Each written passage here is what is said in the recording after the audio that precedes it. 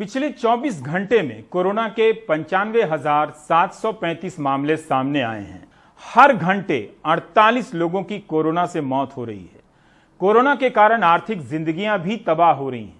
लोगों के पास फीस देने के पैसे नहीं हैं।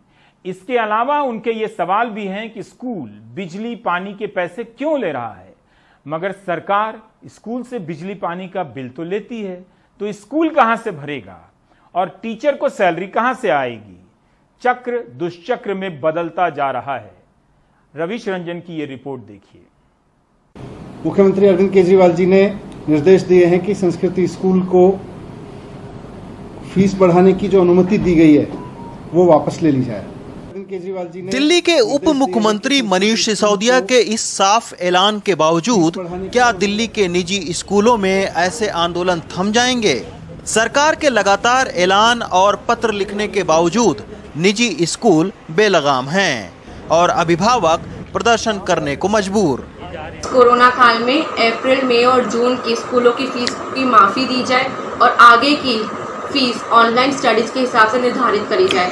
ये बात किसी से छिपी नहीं है कि इस कोरोना काल में बड़े छोटे सारे बिजनेस ठप हो गए हैं और हमारे जितनी भी सेविंग्स थी सारी की सारी घर के खर्चों में निकल गई और कोई अर्निंग भी नहीं हो रही है हमारी।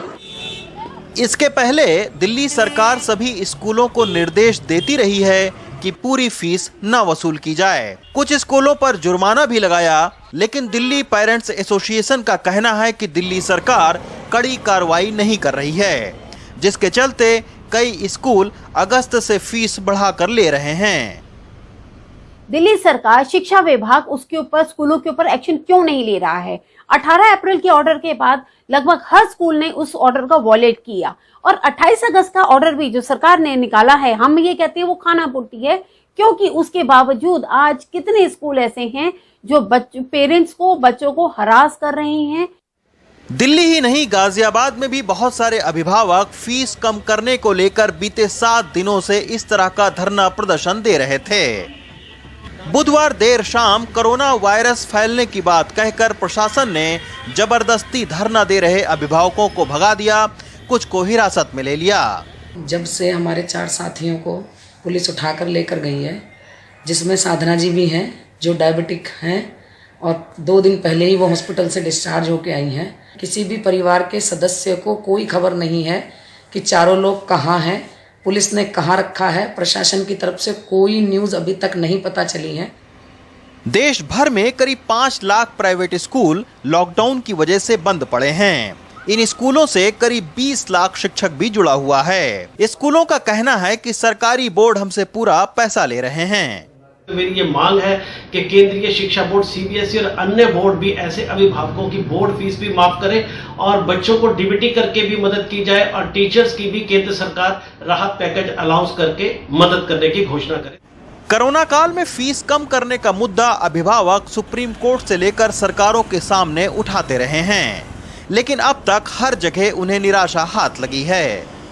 हालांकि कई ऐसे प्राइवेट स्कूल भी हैं जिन्होंने खुद से फीस कम करने की पहल भी की है। 100 साल बाद आई इस कोरोना की आपदा से हर शख्स परेशान है। लाखों लोगों की नौकरियां चली गईं, बहुतों का व्यापार चौपट हो गया और तमाम सारे लोगों की तनख्वाहें कम हो गईं।